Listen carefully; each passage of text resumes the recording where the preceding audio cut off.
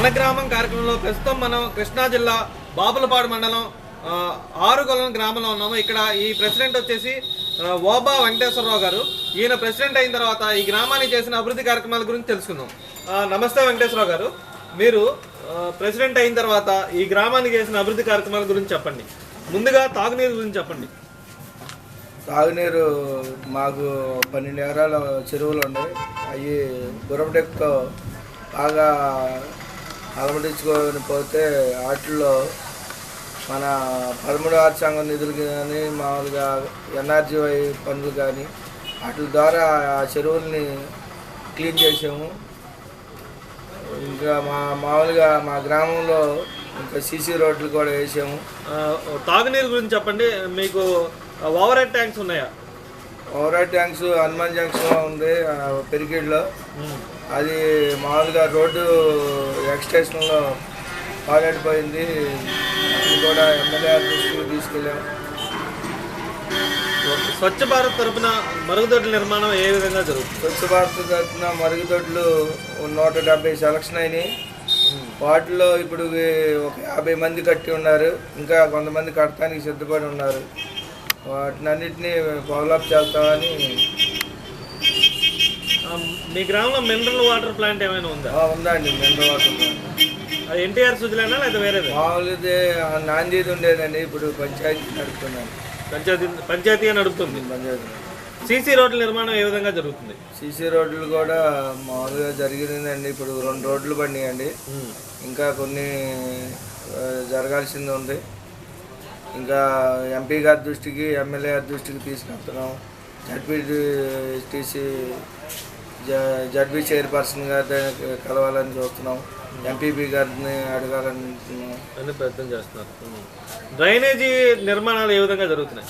Drainage నిర్మాణం చాలా అస్తవ్యస్తంగా ఉన్నదండి. ఎవరికి వాళ్ళే డ్రైనేజీ పూర్తి చేసి ఇల్లు కట్టడం అవన్నీ ఎక్కువగా కలుపుకునే విధానమే కానీ ఒక డ్రైనేజీ పక్క డ్రైన్ వేరే వాళ్ళ దగ్గర నుంచి వెళ్ళాలన్నా లేకపోతే రోడ్డు మీదకి వదిలేస్తమే కానీ ఒక విధానంగా లేదు. దాన్ని కూడా అరికట్టాలనే చూస్తున్నామండి. మరి రుణమాఫీ గురించి ప్రజలు ఏ విధంగా ఉన్నారు? సంతృప్తికరంగా ఉన్నారా, అసంతృప్తికరంగా? రుణమాఫీ అంటేనండి, దాని విషయంలో కొంతమంది పొలాలు ఉన్నాయి, కొంతమంది పొలాలు లేవు.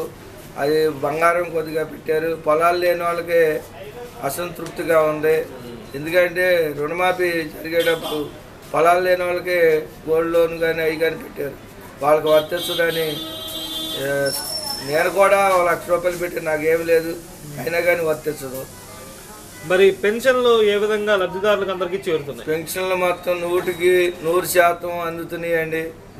అది మటుకి వాస్తవంగా అందరు సర్పంచులు కానీ, ఈ సెక్రటరీలు కానీ, ఇంకా అధికారులు కానీ, ఎండిఓలు కానీ అందరూ కూడా స్పందిస్తున్నారు. మరి 13వ ఆర్థిక సంఘం నుంచి కానీ, స్టేట్ ఫైనాన్స్ కార్పొరేషన్ నుంచి కానీ మీకు నిధులు సక్రమంగా అందుతున్నాయి?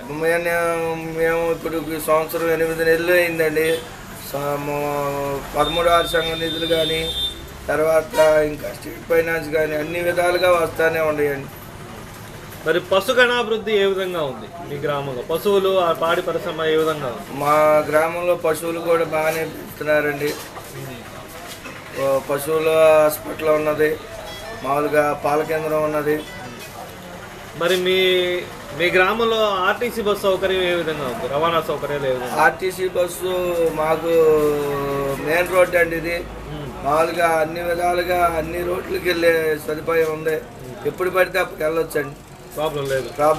విద్యా వైద్యం గురించి చెప్పండి. విద్య కూడా మాకు 10th క్లాస్ వరకు జడ్పీ స్కూల్ ఉన్నది.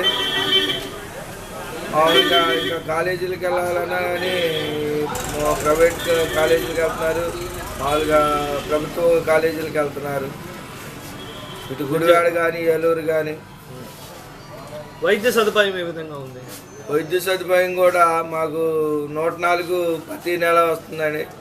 తర్వాత ఏఎన్ఎంఎల్ కానీ మా గ్రామంలో ఎప్పటికప్పుడే వాళ్ళు ఎంక్వైరీ చేస్తా కానీ, జ్వరాల గురించి కానీ లేకపోతే ఎవరికి ఏంటని తిరుగుతూనే ఉన్నారు. రైతుకు సంబంధించిన సమస్యలు ఏమైనా మీ గ్రామంలో ఉన్నాయా? రైతు ఒడ్డు రేట్ లేదంటున్నారు, దాని గురించి కూడా రేట్లు కొద్దిగా పెంచితే బాగుంటుందని మా ప్రయత్నం. అది మన స్థాయిలో కదా, గవర్నమెంట్ స్థాయిలో చేయాలి. మరి మీ పదవీ కాలం పూర్తయ్యేలోపు మీరు ఈ గ్రామాన్ని ఏ విధంగా అభివృద్ధి చేయదలుచుకున్నారు?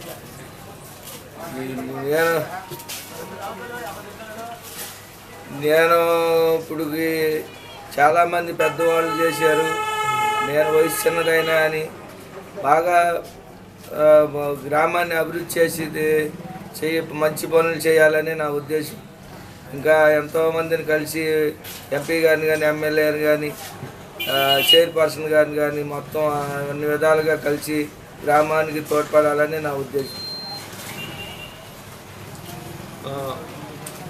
వెంకటేశ్వరరావు గారు ఈ విధంగా తెలియజేస్తున్నారు. గ్రామాన్ని బాగా అభివృద్ధి చేయాలని, ఈ గ్రామాన్ని ఒక స్మార్ట్ విలేజ్గా తీర్చిదిద్ది ఆదర్శ గ్రామంగా తయారు చేయాలని వారి ఆకాంక్షగా తెలుస్తుంది.